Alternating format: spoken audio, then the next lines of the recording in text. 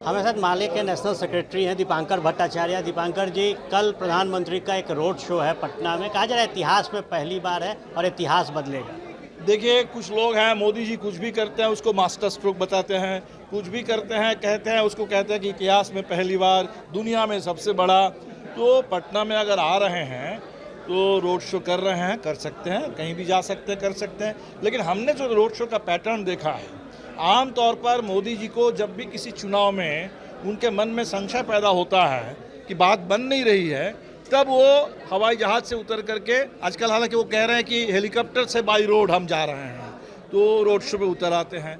आपको याद होगा कर्नाटका में उन्होंने रोड शो किया था, ज़बरदस्त उनका पूरे बजरंगबली का नाम लेकर के रोड शो करते रहे बेंगलुरु में, और चुनाव परिणाम क्या था वो भी पूरे देश को मालूम है।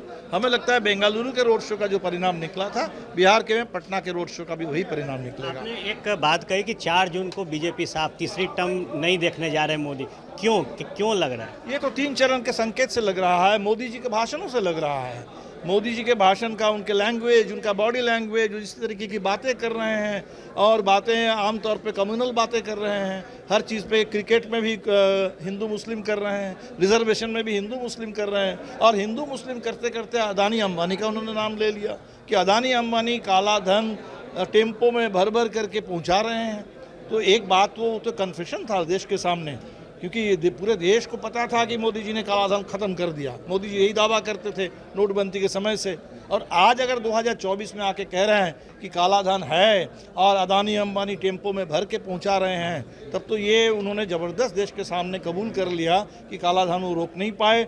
अदानी अंबानी काला धन का कारोबार करते हैं, और उन मोदी जी के CD, CBI, ED, income tax, वो कोई CBC, वो इसके खिलाफ कोई कार्रवाई नहीं करते।